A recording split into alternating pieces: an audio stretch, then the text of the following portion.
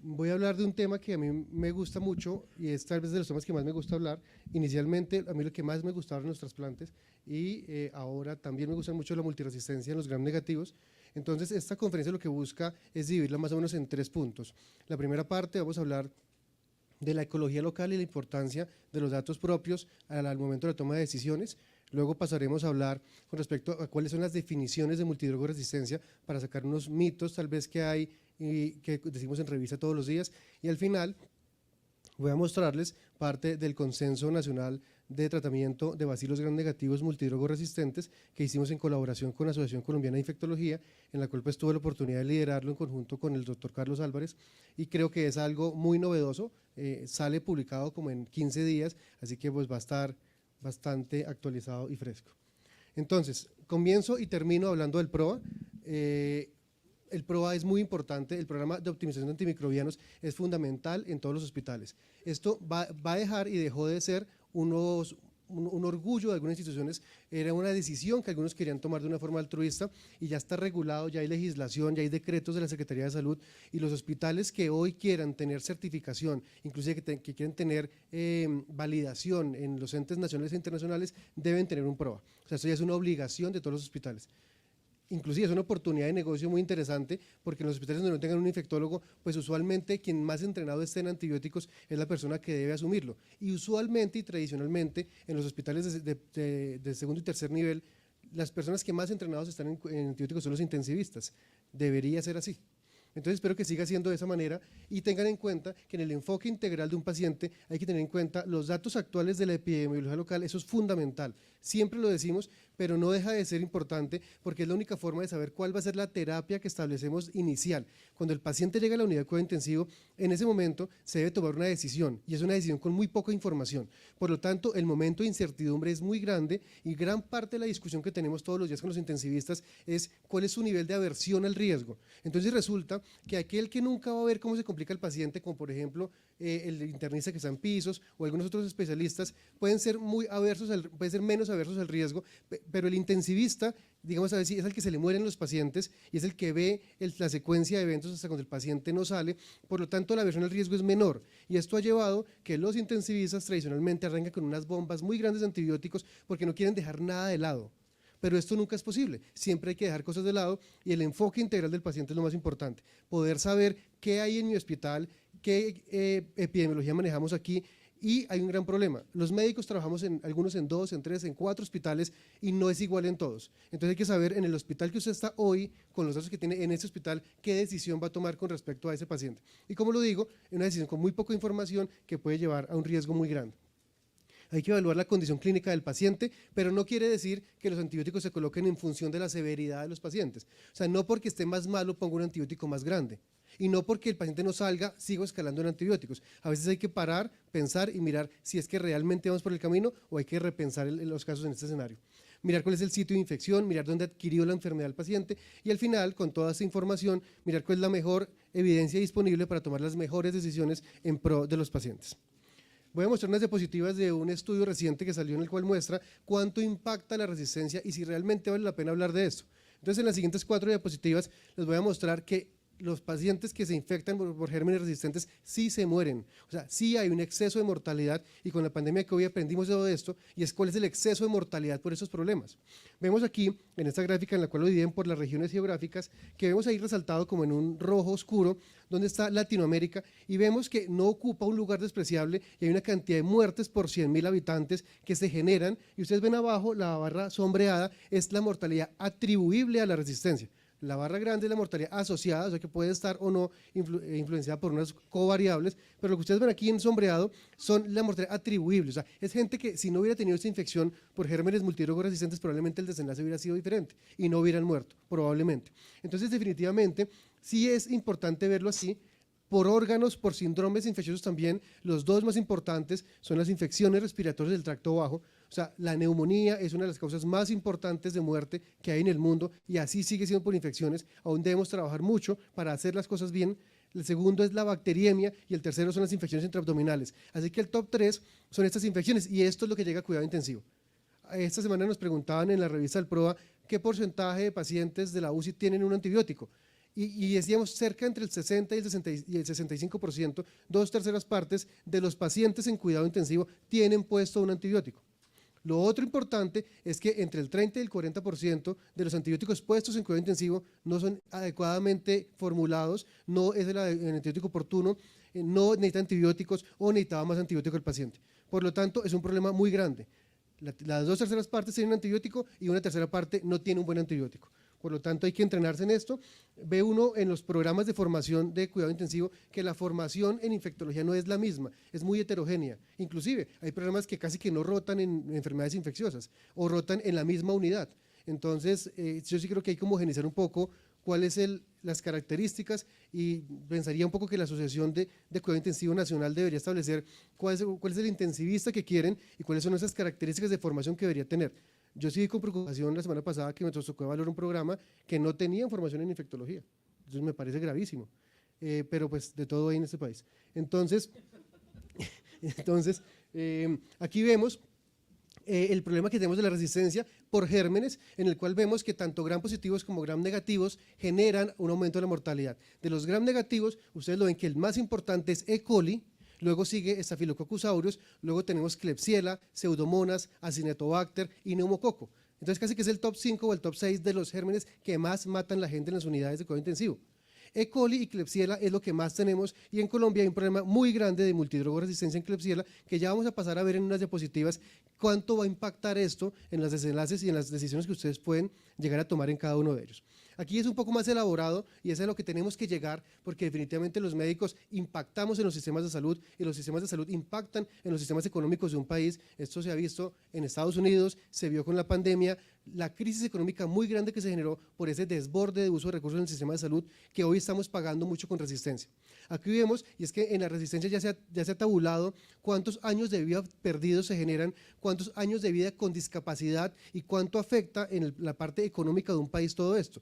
Esas son personas que al final no podrán volver al sistema económico y al sistema laboral y tendrán que ser manejadas por un sistema de otro tipo en el cual todo esto va a afectar. Entonces todo esto es muy grande y la primera parte que yo quería mostrarles a ustedes es que todo esto va a impactar. Colombia, ustedes lo ven aquí muy abajo, y lo dividen en esta gráfica los países de altos ingresos, de medianos ingresos y de bajos ingresos. Curiosamente, los amarillos de bajos ingresos son los que menos usamos antibióticos. Entonces uno puede interpretar de varias maneras esta gráfica, como que no tenemos tantos antibióticos como deberíamos, usamos menos de los que tendríamos que usar. ¿Por qué los países pobres usan menos antibióticos? ¿Será que hay gente que se muere sin tener opción de tener un antibiótico? ¿Por qué los países de mayores ingresos usan más antibióticos? No sabemos la explicación, pero otra cosa es, aún usando pocos antibióticos, tenemos un problema muy grande de resistencia. ¿Qué pasaría si fuéramos como Túnez, o como Grecia, o como Turquía, que ustedes los ven al extremo de allá, en el cual usan muchos más antibióticos? ¿Sería que es peor el problema de resistencia? Entonces sí tenemos que tener acceso a buenos medicamentos, a medicamentos innovadores, pero bien utilizados.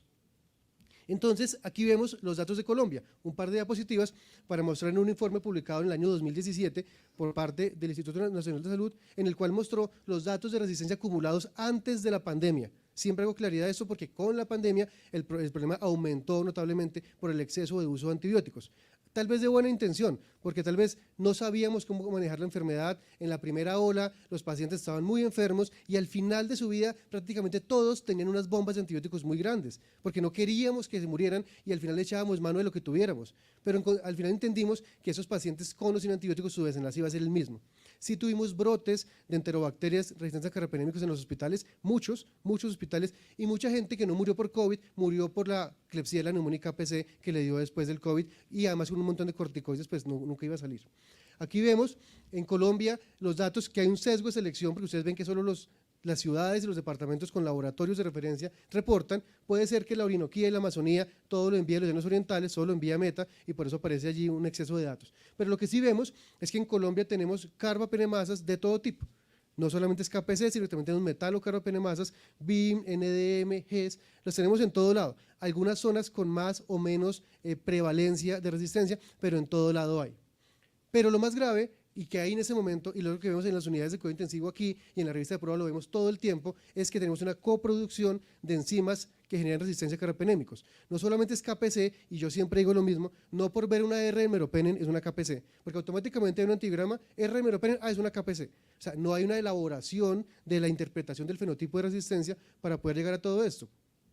Hay una serie de pruebas complementarias que se deben pedir en los antibiogramas, que si no las tienen, ustedes las deben exigir en el laboratorio, cómo le dio la prueba de ácido borónico, cómo le dio la prueba de DTA, cómo le dio la prueba de confirmación, hacemos carba-NP, qué hacemos en ese hospital, cómo vamos a hacer, cómo detectamos la corresistencia, es verdad que es resistente a tal antibiótico o al otro. Entonces la comunicación con el laboratorio es fundamental. Y tener esos datos para que veamos que hay mucha coproducción enzimática. Vemos que en Bogotá lo más común en este reporte era KPC y BIM. BIM es una carbapenemasa que se llama así por Verona imipenemasa, por eso se llama de esta manera, pero hoy lo que estamos viendo más es KPC más NDM. NDM se llama así por Nueva Delhi metalocarbapenemasa, es lo que más vemos.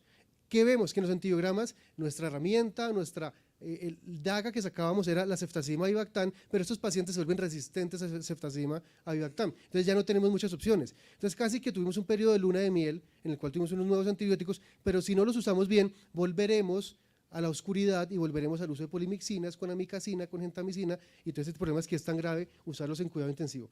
Entonces, hay que entender la resistencia, hay que entender la corresistencia, hay que saber si tenemos pruebas en los hospitales que detecten corresistencia. Hay pruebas inmunocromatográficas muy baratas que valen como $5 y se demoran 15 minutos y le puede detectar a usted cuáles son las enzimas que generan corresistencia en esos casos. Aquí las estamos implementando y creo que cada uno en su hospital debe tratar de tener la mejor información microbiológica.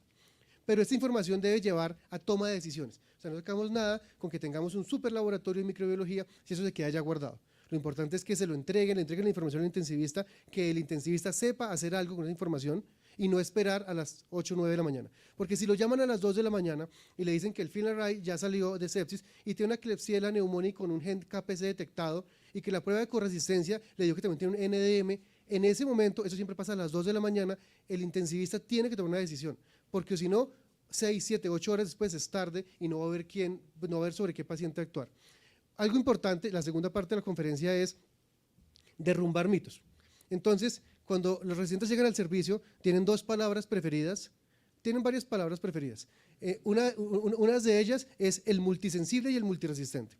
Entonces, Klebsiella multisensible, Klebsiella multiresistente, ya. Multisensible porque tiene muchas S, multiresistente porque tiene muchas Rs, ya. Uno espera que a las 2 o 3 semanas eso haya cambiado. Otra de las palabras favoritas cuando llega al servicio es posibilidades etiológicas. Le dicen a uno, gran positivos, gran negativos y hongos. Pero después van elaborando cuáles son los gran positivos y pues al final tienen una argumentación mucho más fuerte.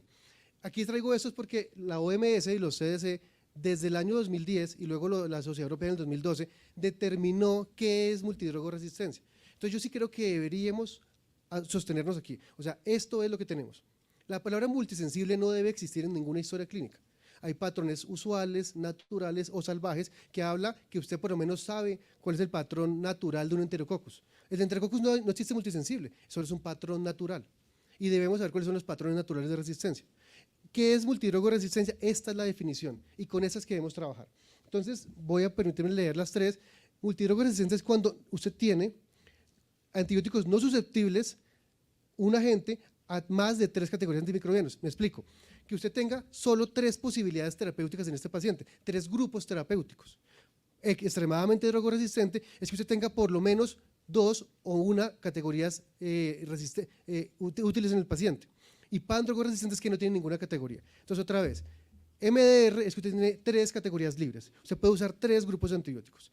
XDR, usted tiene solo 2 opciones terapéuticas y PDR, usted no tiene opciones terapéuticas, teniendo en cuenta siempre, como lo dice aquí en esta cosa amarilla con rojo, que hay patrones de resistencia intrínseco que hay que tenerlos en cuenta. Voy a colocar un ejemplo. Entonces, en esto que ustedes ven aquí, por ejemplo, en pseudomonas. Pseudomonas tiene un patrón de resistencia usual. Quiere decir que todas las pseudomonas del planeta son resistentes a esa lista que ustedes ven allí. Todas son resistentes a cefalosporinas de primera y segunda, a ceftriaxona, a ampicilina sulbactam, a trimetoprim sulfa, a tigeciclina y a artapenem. Todas. Uno de los laboratorios debería tener un antivirograma informado, limitado. O sea, no deberían a ustedes informarles una cantidad de R's en esto. Eso debería eliminarlo el laboratorio y si en el hospital que ustedes están aparece, reúnanse con el laboratorio y le dicen, por favor, no me entregue esa información porque es que yo sé que todas son resistentes. Lo raro es que me aparezca sensible. Pues entonces no son las pseudomonas. Entonces, como yo le creo al laboratorio, elimíneme todo eso porque el problema es que quien no sabe interpretar antibiogramas va a ver 8 R's. Entonces es una multidrogo resistente porque tiene muchas R's. Entonces, no, son los patrones naturales de sensibilidad y resistencia. Cuando hablamos de pseudomonas multidrogo resistente, cuando tenemos por lo menos 3 categorías posibles, extremadamente drogoresistente cuando tenemos 2 disponibles, por ejemplo, polimixinas y aminoglicosidos, y PDR cuando no tenemos ninguna opción. Entonces, ustedes ven aquí el circulito en el cual están todas las pseudomonas, un grupo de multidrogo resistencia en el cual se subdivide en los MDR, XDR y PDR. Y así deberíamos, si queremos colocar MDR, que por favor cumpla la definición, o si no, mejor no lo pongan. A veces es mejor no ponerlo y explicar un poco cuál es la resistencia que tiene y queda uno como un príncipe en la historia clínica porque creen que sabe interpretar antibiogramas. Entonces es mucho más fácil. Pero aparece una nueva definición y aquí es donde voy a dar, digamos, el impacto porque el consenso, el cual vamos a mostrar después de esto, parte de estas definiciones. Por eso me he detenido un poco acá. Entonces aparece un nuevo concepto que es las pseudomonas DTR o difíciles de tratar. Es un concepto nuevo, este concepto ya lo vamos a mostrar, no lleva más de 4 o 5 años en el mundo. ¿Y qué define unas pseudomonas DTR? Son aquellas que son resistentes a toda la primera línea de antibióticos que podemos utilizar. ¿Cuáles son esos antibióticos? Ureidopenicilinas, como piptazo, cefalosporinas antiseudomonales como ceftazidima y cefepima, monobactámicos como Astrionam, carbapenémicos antiseudomonales como meropenem e imipenem y quinolonas, cualquiera de ellas, levofloxacina o ciprofloxacina. Esta definición, ¿de dónde parte? Entonces voy a pasar a la siguiente y luego intento devolverme. Esto aparece de un artículo publicado en el 2018 por una Agencia Nacional de Resistencia en los Estados Unidos, en el cual reúne información de 173 hospitales en los Estados Unidos, hace un análisis y evalúa cuáles son los patrones de resistencia, de corresistencia y cómo afecta eso a la primera línea. Y ellos se dan cuenta que pseudomonas, diferente de un fenotipo de resistencia específico, tiene unos patrones de corresistencia que hacen que pierden toda la primera línea. ¿Cuáles son? Entonces son todas estas pseudomonas no susceptibles a la primera línea terapéutica de antimicrobianos, beta-lactámicos, meropenem o carbapenémicos más quinolonas. Como lo dice aquí, esto no es una definición práctica, esto no está asociado a un fenotipo de resistencia, es una definición que le permite al clínico saber que su primera línea no le va a servir. Entonces, para aprendérsela fácil, uno dice, ¿qué le quiero poner yo a unas pseudomonas? Carbapenémicos, beta-lactámicos, penicilinas, cefalosporinas, quinolonas. Pues ninguna de esas las puede poner porque estas pseudomonas se los llevó todos. Ese es el punto clave. Por eso es una definición diferente, es más operativo. Y ellos querían evaluar si esto impactaba en mortalidad. En el estudio se dan cuenta que las personas que se infecten con esos gérmenes tendrán 2.5 veces más riesgo de morir que si hubieran tenido una infección por pseudomonas sin este patrón de resistencia. Por lo tanto, sí sirve. ¿Por qué? ¿Por qué se mueren más los pacientes? Porque usted pierde la posibilidad de usar medicamentos que tienen estudios, que son eficaces, que no son tan tóxicos, aunque lo son, pero se puede manejar, y debe pasar a otros medicamentos que no tienen casi estudios, que no se sabe ni siquiera quién vende el producto, que son súper tóxicos y que van a generar un gran problema. Estos antibióticos los llaman allí reservados, porque pues, se usan solo en momentos de extrema urgencia. Además, querían ver patrones de corresistencia y lo último es pseudomonas, no es un germen que se caracterice por tener carbapenemasas. Entonces, cuando ustedes ven una R en meropenem en pseudomonas, por favor no digan KPC y menos carbapenemasas. Ahí no es. Lo más probable es que tenga múltiples mecanismos de resistencia. Dentro de esos, pérdida de porinas, especialmente OPRD, que le altera los canales de difusión a los carbapenémicos, especialmente a imipenem. Una hiperproducción de AMC en la cual se puede llevar algunos antibióticos, especialmente ertapenem cuando son enterobacterales, bombas de expulsión y mutación en las PVPs. Así que pseudomonas tienen una gran cantidad de mecanismos de resistencia y de aquí aparece esto. ¿Por qué es importante hablar de esto? Porque cuando usted habla de pseudomonas DTR, normalmente en el 2018 en los Estados Unidos usted tiene 2 opciones terapéuticas que ustedes las ven allá en azul. 2 opciones que son aminoglicósidos y polimixinas. En teoría no tiene más opciones. Y los nefrólogos, los internistas y los intensivistas odiamos colocar polimixinas y menos polimixinas con aminoglicósidos en ese grupo de pacientes. Cuando además le dicen a uno, llegó con 0,60 pero solo tiene 0,65 de creatinina ahora. Uno sabe que eso termina en 5 de creatinina en un día y medio. Entonces colocar esos antibióticos uno no sabe qué puede ser peor. Y en la gráfica ven lo que estábamos comentando previamente y es la multidrogoresistencia, cómo la dividimos en XDR, PDR y ahora en DTR.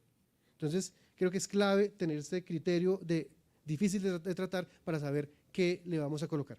El difícil de tratar debe ser las pseudomonas, no el intensivista, porque es que debe estar adherido al PROA, o sea, debe permitir que se apoye y hacer una comunicación tranquila. Hemos logrado en ese hospital, yo creo, que cuidado intensivo y el PROA tenga una relación muy cercana y se discuten todos los pacientes, uno a uno. Y digamos que eso ha generado algo muy constructivo en ese hospital que yo creo que debe ser un modelo que se puede seguir en otros sitios. Hay factores de riesgo para tener estas pseudomonas multidrogas resistentes. Entonces hay este metaanálisis en el cual recoge 31 estudios y evalúa cuáles son los factores más importantes. Como es de esperar, para tener pseudomonas aeruginosa multidrogo resistente, como la definición lo establece, el entrar a UCI tiene un riesgo, una razón de probabilidades 2.2 veces. O sea, solo entrar a UCI ya tendrá un riesgo mayor o una probabilidad mayor de que estemos tratando de pseudomonas multidrogo resistentes. El uso de antibióticos previo, obvio también, ¿cuáles? Quinolonas y carbapenémicos. Mira, carbapenémicos, si un paciente llega a la UCI y ya ha tenido exposición a carbapenémicos, tiene casi 14 veces mayor probabilidad de tener pseudomonas multidrogo resistentes. Eso es muy grave porque entonces la toma de decisiones se vuelve más difícil aún y toca terminar con antibióticos de muy amplio espectro y muy escogidos para poder tratar a esos pacientes. La estancia hospitalaria cerca de 2 veces riesgo y para tener resistencia a carbapenémicos, pues lo que hemos visto, hay que estar expuesto a antibióticos. O sea, las pseudomonas no son malas porque sí, las vuelven malas, o sea, las volvemos malas. Ellas nacen buenas y se vuelven malas en el transcurso de la vida por la exposición a múltiples malas experiencias. Es como los seres humanos, como los hombres, usualmente nos pasa eso. Entonces, al final llega el punto en el cual le han dado tan duro que ya se defiende. Entonces es resistente, entonces les pueden dar piptazo, carbapenémicos y vancomicina, y esto es el factor de riesgo más importante para que los pacientes tengan ese tipo de pseudomonas. Grave, y somos enemigos de los combos, el combo banco-piptazo, el combo banco-meropenem, porque esto es lo que genera una presión de selección muy grande. No nos oponemos a que pongan el antibiótico que quieran, pero eso sí, esto en 24 horas debe estar ajustando su manejo antibiótico, y si le salió, como pasó en un caso en esta semana, que le salió una E. coli sensible en la orina, pues póngale cefazolina, no pasa nada. No es un exabrupto tener cefazolina en la UCI. Buenísimo que podamos usar cefazolina en la UCI. Hay un par de guías que les quiero recomendar. La guía europea es la que está arriba y la americana aquí, salieron las dos en el 2022. Es un grupo colaborativo muy grande en el cual tienen información parecida, pero yo creo que es de obligatoria lectura porque nos da la información de lo que actualmente se está haciendo. Lo que hicimos en el grupo del consenso fue tomar estas guías, aplicarlas a Colombia y dar una serie de recomendaciones. Hay unos nuevos antibióticos, hay una serie de antibióticos nuevos, pero tenemos que entender y saberlos utilizar. En esta gráfica lo que ustedes ven es cuál es ese perfil de seguridad, porque más que saber sobre qué actúan estos antibióticos, es saber el perfil de seguridad. Y ustedes ven aquí en amarillo con muchas crucecitas lo que hay que tener cuidado. Por ejemplo, en polimixinas hay un riesgo altísimo de falla renal y de alteraciones a nivel del sistema nervioso central. Con colistina pasa algo similar. En meropenem hay muchos problemas hematológicos. Ustedes ven aquí una tigecyclina, la tolerancia gastrointestinal es pésima y a veces cuando colocan 100 miligramos cada 12, eso no soporta a nadie, eso vomitan todo lo que pueden los pacientes. Tengan en cuenta algo que se pierde, y pues en revistas sí nos gusta preguntar eso, es cuál es la cantidad de sodio que tienen los antibióticos. A veces, en cuidado intensivo especialmente, se colocan muchas soluciones con sodio, muchas, y no se tiene en cuenta que los antibióticos también tienen sodio. Entonces, curiosamente, el paciente aparece con hipernatremia y no nos dimos cuenta que tenía 4 gramos cada 6 horas de fosfomicina. La fosfomicina es disódica, o sea que es probablemente el antibiótico que más sodio tiene y genera problemas de hipernatremia en esos pacientes, y esto pues junto a todo lo que ustedes colocan y las famosas soluciones hipertónicas y demás, pues genera un problema muy grande en los pacientes. Entonces tener en cuenta todos estos datos de seguridad para esos. Ahora, esta gráfica me parece chévere porque muestra los nuevos antibióticos a qué les sirven, es todo lo que hay y va a llegar a qué les sirve y qué tanto nos va a ayudar. Entonces ustedes ven aquí ceftolozaneta azobactam, ceftazidima avibactam, meropenem vaborbactam, imipenem relebactam y cefidrocol. O sea, están los 5 que todos queremos hablar en todos los congresos y que uno escucha en todas las revistas.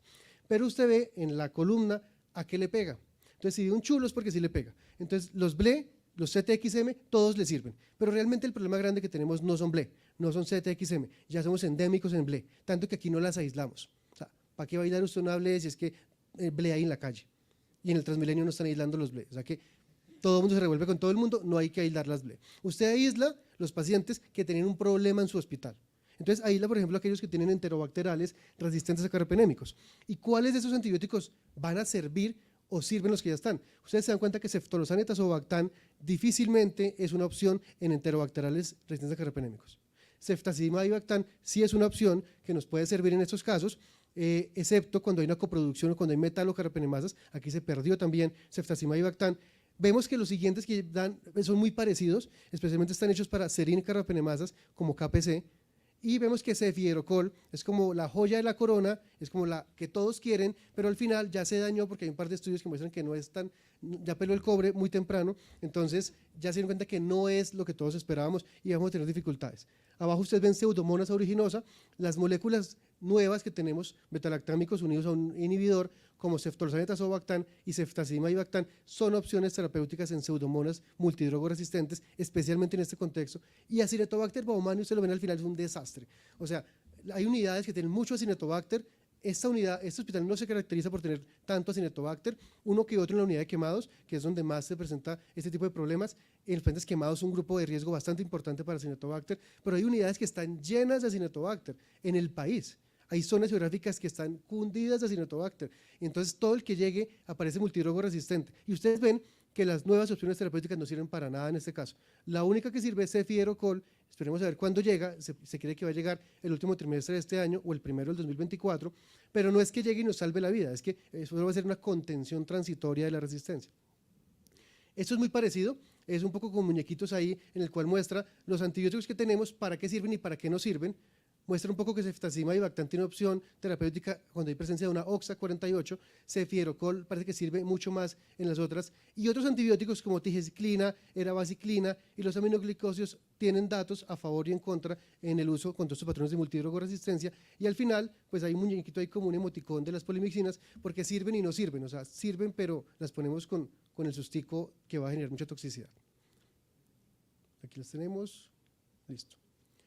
Los patrones de resistencia, esto lo voy a pasar porque ya es más clase de los de pregrado, ustedes lo manejan perfectamente, y es que el efecto de la resistencia en los medicamentos va a impactar. Hay que conocer cuáles son los mecanismos de resistencia que tiene cada uno de esos para mirar a ver cuál puede ser el potencial de explicación que tenemos para la resistencia en cada uno de los patrones que vemos en los antigramas. Entonces, al final les voy a mostrar el consenso. Entonces el consenso sale publicado dentro de poco, lo trabajamos en un grupo de infectólogos, microbiólogos, intensivistas, está el doctor Leopoldo Ferrer, que nos acompañó desde la Sociedad de Cuidado Intensivo, y digamos, tuvimos apoyo de muchas personas en el cual buscamos dar recomendaciones para el tratamiento de pacientes adultos que tengan infecciones por bacilos gram negativos multiresistentes, bien sean enterobacterales, Pseudomonas aeruginosa o complejo Acinetobacter baumannii, en el contexto de la epidemiología local. ¿Qué es lo que sucede? Este par de guías que les mostré, cuando uno la ve, el 80% no es aplicable a Colombia porque habla de medicamentos que no tenemos en este momento.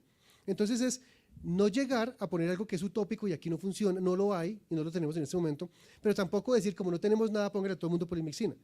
Es llegar a un punto intermedio en el cual el mensaje es hay que procurar en los hospitales tener las mejores opciones terapéuticas. Los pacientes en cuidado crítico tienen muy pocas oportunidades o solo una oportunidad de salir, y esa oportunidad no se puede quemar porque ya no hay paciente.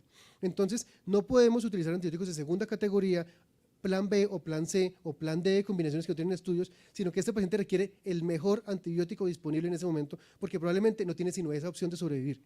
Entonces no puede ser que ese hospital no compra tal antibiótico porque es caro, porque no sé qué, por tal razón, sino que hay que buscar tenerlo. O sea, sí es labor del PROA, del Comité de Infectología, de la unidad de cuidado intensivo, pedir, exigir y patalear que tengan los mejores antibióticos disponibles. No tengo ningún conflicto de intereses el que tengan, pero que tengan buenos antibióticos, porque pues ya sabemos que hay una cantidad de digamos, conflictos de intereses a veces para no tener estas moléculas.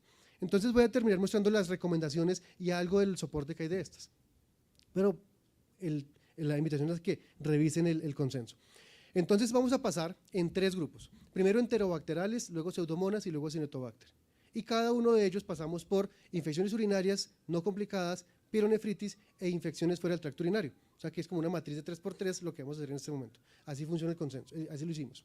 ¿Qué hacer entonces con un paciente que tiene infección urinaria baja no complicada, producida por un enterobacterial productor de BLE? O sea, este es el personaje que llega a urgencias usualmente de una cistitis, ha recibido antibióticos porque la abuela le manda cipro cada 8 días y el urgenciólogo no sabe qué ponerle. Este paciente lo que requiere es hacer un diagnóstico rápido con una tira reactiva en urgencias y darle un antibiótico. ¿Cuál antibiótico? No hay necesidad de pasar antibióticos intravenosos, se puede dar antibióticos orales y las mejores opciones son nitrofurantoína, trimethoprim sulfa o fosfomicina. Trimethoprim sulfa tiene un problema de resistencia muy grande en Colombia, entonces lo colocamos, aunque solo se debe colocar con sensibilidad demostrada. O sea, en urgencia usted no lo va a tener, porque eso aparece en 2-3 días. Pero sí tiene las opciones que son nitrofurantoína y fosfomicina. Nitrofurantoína, cuando ustedes ven en los libros, en el Sanford no lo usa ningún residente de los de este programa, eso es otra cosa que se elimina en la segunda semana de rotación, y es que el Sanford no existe para nada. Entonces, una que otra cosa, pues para ajustar en diálisis y tal, pero no para lo demás. Y es que la dosis que aparece allí dice 100 miligramos cada 12 horas, pero esto es con la nitrofurantoína de dispersión prolongada que no existe en Colombia, está en los Estados Unidos. La que hay en Colombia es de liberación directa y se da 100 miligramos cada 6 o cada 8 horas. El problema es la tolerancia, y es que el que haya tomado nitrofurantoína cada 6 horas se da cuenta que es súper difícil soportar los 5 de tratamiento. Aparece fosfomicina, es una muy buena opción de tratamiento. Hay que aclarar cuál es la que le van a dar al paciente. Hay dos, fosfomicina cálcica y fosfomicina trometamol. La una es muchísimo más barata que la otra, pero fosfomicina cálcica tiene menos estudios disponibles y la posología cambia. Por lo tanto, hay que escribir cuál es la que quieren, porque si no, el paciente no se la va a poder tomar bien. Y trometamol, pues es más fácil y tampoco puede volverse como para todo el mundo fosfomicina trometamol. Aminoglicosis en algunos pacientes hay que ponerlo, porque hay estudios, pero pues si hay otras opciones terapéuticas es preferible tenerlo. Entonces traigo esta gráfica ya de hace más de 10 años, en la cual evalúa estas opciones, nitrofurantoína y fosfomicina a las dosis que acabamos de comentar, con niveles de probabilidad de eficacia bastante altos, por encima del 90%. Entonces, aún sirve, hay que utilizarlo bien, siempre recordar que no tratamos las bacterias asintomáticas, que si no tiene síntomas el paciente no tomamos uroanálisis, que no se tratan los uroanálisis, no se tratan los urocultivos, sino solamente los síntomas de los pacientes. Esos son los estudios que tenemos con aminoglicósidos, sí existen, hay más de 15 estudios que han demostrado que tratar con dosis única de aminoglicósidos la eficacia está por encima del 95%, entonces sí sirve, pero hay que escoger los pacientes, no es para todos. Entonces algunos sí tendrán la oportunidad si no tienen tantas comorbilidades y si el rango de edad pues no es muy alto y lo permite. Hay estudios que comparan nitrofurantoína con fosfomicina, por ejemplo este que fue publicado en 2018 en JAMA, en el cual encontró que había una resolución de la infección mejor con el grupo que utilizaba nitrofurantoína por 5 días que con fosfomicina. Es la mejor opción, es barata, se consigue en todo lado y deberíamos utilizarla más. O sea, se ha dejado de lado la nitrofurantoína y es una muy buena opción terapéutica que hay. Y digamos que la ganadora se ha vuelto ahora la fosfomicina trometamol, que sirve, pues tengan en cuenta que es un antibiótico que usamos también cuando hay multidrogoresistencia. Acá decía que si lo acabamos dándole a todo el mundo fosfomicina, nos quedaremos en una muy buena opción en cuidado intensivo en los más graves. Entonces también hay que saberlo utilizar y no es para todo el mundo. La segunda recomendación es infección urinaria complicada, pielonefritis, en pacientes que tienen un enterobacterial BLE. En este caso, entonces los dividimos en dos grupos, y eso es tomado de la guía europea, con choque séptico o sin choque séptico. Entonces llegó este paciente, tiene pielonefritis, es portador de una enterobacterial BLE, le hacen un score de riesgo, del que algunos residentes no creen en ningún score de riesgo, me dijo el otro día, no creo en ninguno, ni en el tumbarelo me sirve, me dijo. Entonces, puede tener razón, y es verdad. Y entonces cuando el paciente no tiene choque séptico, una opción para tratar eso es ertapenem, y si el paciente tiene choque séptico, la mejor opción es meropenem, dado que en pacientes con choque séptico y con una alteración del volumen de distribución, no nos gusta utilizar ertapenem por las, digamos, alteraciones farmacocinéticas del medicamento que no son predecibles y puede potencialmente fallar por la vida media y por su porcentaje de proteínas. En todo esto no se usan ni nitrofurantoína ni fosfomicina en ningún momento de estos porque no concentran en el parénquima renal. Entonces, no las utilizamos en pielonefritis, nunca. Eso no llega al parénquima y se pierde totalmente. Tener en cuenta que es una IBU complicada y más o menos estas son las recomendaciones que dimos en ese caso. Infecciones sistémicas por fuera del tracto urinario por enterobacteriales BLE, definitivamente la recomendación es usar carbapenémicos, sea ertapenem o meropenem. Ertapenem si usted no tiene pseudomonas, meropenem si tiene pseudomonas, para proteger el daño colateral con todo esto, dependiendo de la condición clínica del paciente, como lo comentamos en la diapositiva anterior. ¿Esos datos de dónde salen? Este es el estudio famoso que es el Merino publicado en el 2018. El Merino tiene gente que adora el Merino, entonces son como los que adoran los haters del Merino, y los otros son los que lo aman y son pro Merino y solo el Merino me sirve. Entonces ha tenido un montón de críticas, pero lo que es cierto es que es la mejor evidencia disponible que hay. Tiene críticas, pero es lo más elaborado que tenemos. En el Merino se encontró que pacientes que tenían Klebsiella y E. coli con resistencia a ceftriaxona en infecciones graves le fue mejor al brazo que utilizó carbapenémicos. Tuvieron un aumento de mortalidad o un exceso de mortalidad importante en el grupo que utilizaba ureido penicilinas. Con esto, los resultados del Merino es, en un paciente con una infección grave, portador de una enterobacterial BLE, la mejor opción terapéutica es un carbapenémico. Hay nuevos estudios, y uno que revisamos esta semana, donde habla, depende cuáles. Por ejemplo, pacientes con infección urinaria, con E. coli, que no estén críticamente enfermos, es una opción terapéutica dar ureidopenicilinas y dar cefalosporinas, pero son pacientes seleccionados, no es para todos. Vean lo que dijimos, no están críticamente enfermos, tienen una pielonefritis y es una E. coli. Ese es fácil de tratar. Para ese usted puede hacer otras cosas, pero para el grave, pues sí, definitivamente carbapenémicos. Y no es carbapenémico a doble dosis, porque es que es la otra cosa que apareció en el mundo, y es que ahora todo el mundo le da por poner meropenem 2 gramos IV cada 8 horas, y esa no es la dosis para todo el mundo. Lo hacemos porque queremos siempre darle lo máximo, pero no es para todo el mundo. Unos pacientes sí lo necesitan, pero no todos. Ahora, pasamos al segundo capítulo y es resistencia a carbapenémicos. Entonces, infección urinaria no complicada por enterobacteriales resistentes a carbapenémicos, ¿qué utilizamos? Lo mismo, son infecciones bajas, pero tenemos una bacteria de estas. Lo mismo, tratamos de no usar antibióticos endovenosos. Con un antibiótico oral, usualmente esos pacientes se manejan. Esto no es para cuidado intensivo, esto es para urgencias, para pisos, para consulta externa. Las opciones son las que hemos comentado: nitrofurantoína, aminoglicosis en dosis única, o si hay opción, ciprofloxacina, pero con antibiograma confirmado. O sea, sirve, pero si tenemos la sensibilidad demostrada, porque ustedes saben que ciprofloxacina y trimetoprim sulfa en Colombia tienen 40% de resistencia en la comunidad. Entonces, no es una opción empírica. Fosfomicina oral, sí, pero tengan en cuenta que fosfomicina no es bueno contra pseudomonas y no es bueno contra enterobacter. Entonces, fosfomicina sí, pero especialmente cuando hay E. coli resistente a carbapenémicos. Ahí sí sirve bastante. En pseudomonas no. Ustedes recuerdan que pseudomonas tiene un gen, que es el gen FOS-A, que es portador intrínseco en el cual se hace resistente a la fosfomicina. No se recomienda polimixina B, y pues no le van a dar polimixina B a una cistitis tampoco. Y colistina, ceftazima y bactán, pues también es mucho antibiótico para algo que usted puede tratar de una manera eficaz, fácil y en la casa, sin tener que exponer tanto al paciente.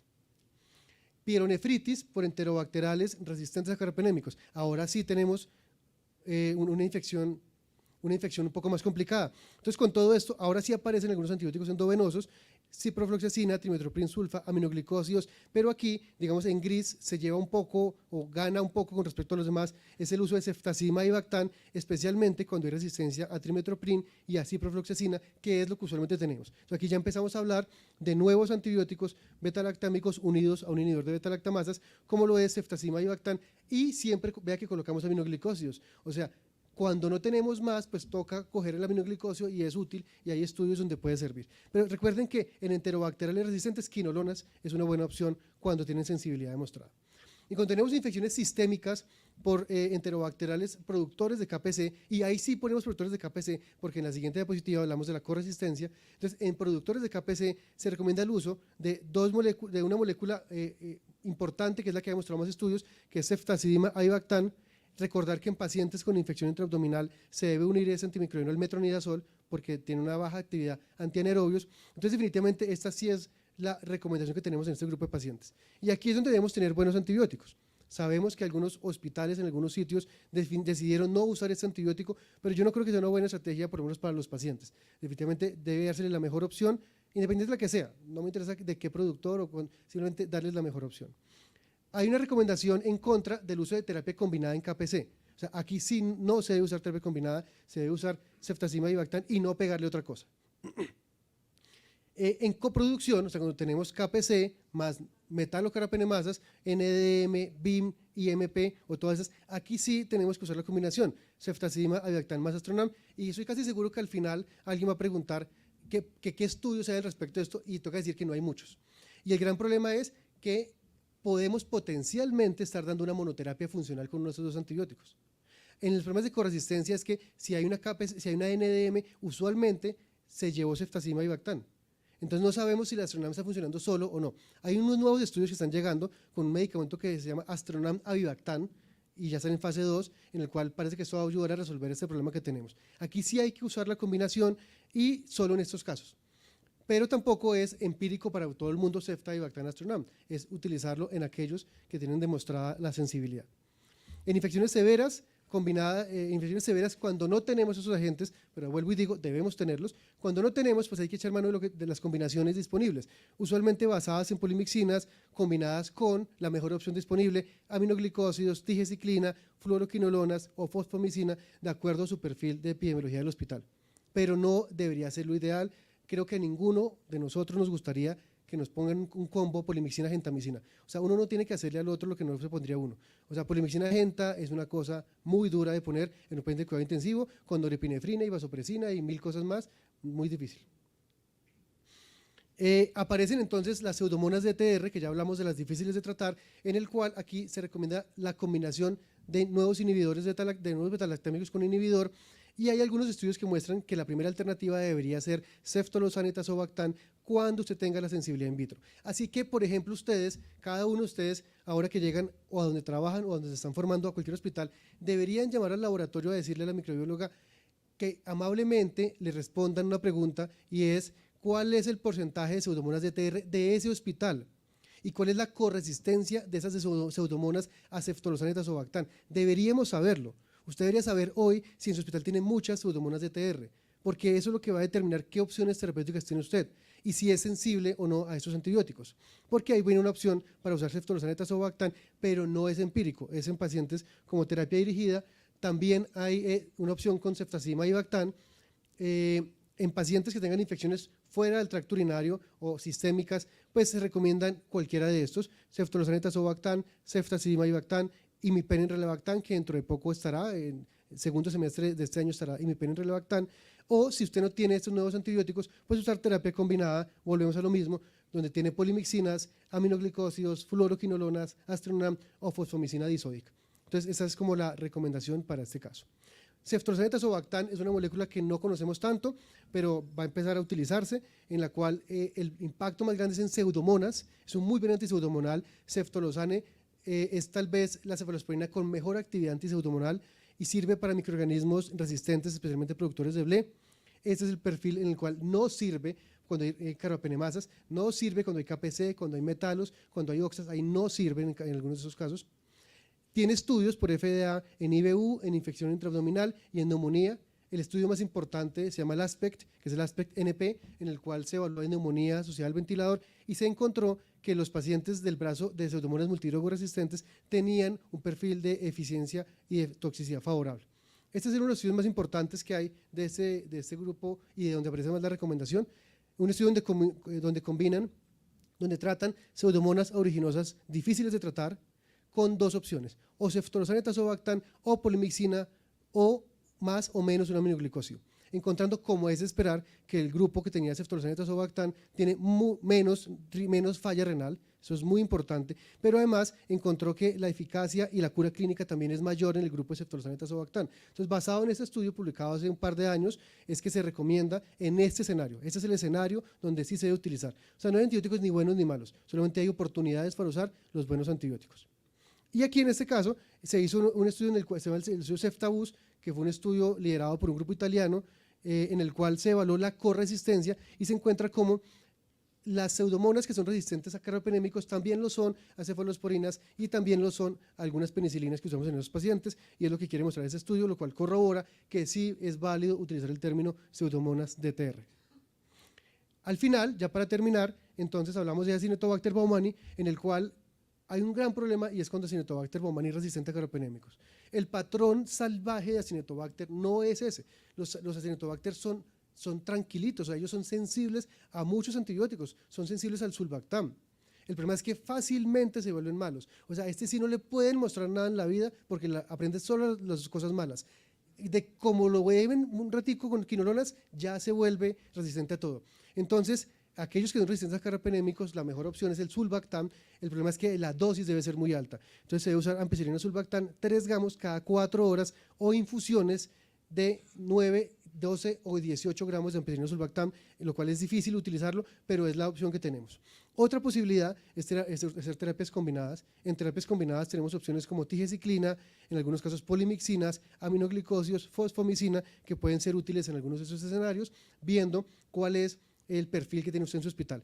Pero si es Acinetobacter baumannii, el mensaje más importante es la contención de la infección en el sitio en el cual debe estar sin que tengan ustedes un brote.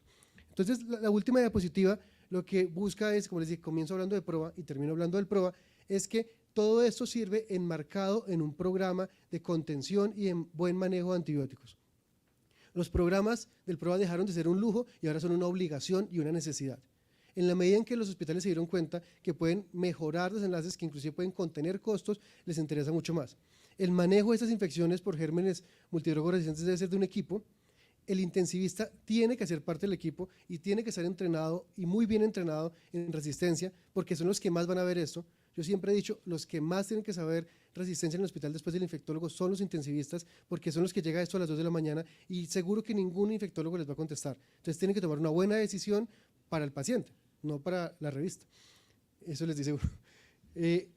Y al final deben ser apoyados por un infectólogo idealmente. Sabemos que hay un problema en el país, no todos tienen acceso a un servicio de infectología, pero sí debe ser lo ideal, o la persona más entrenada en antibióticos en el hospital.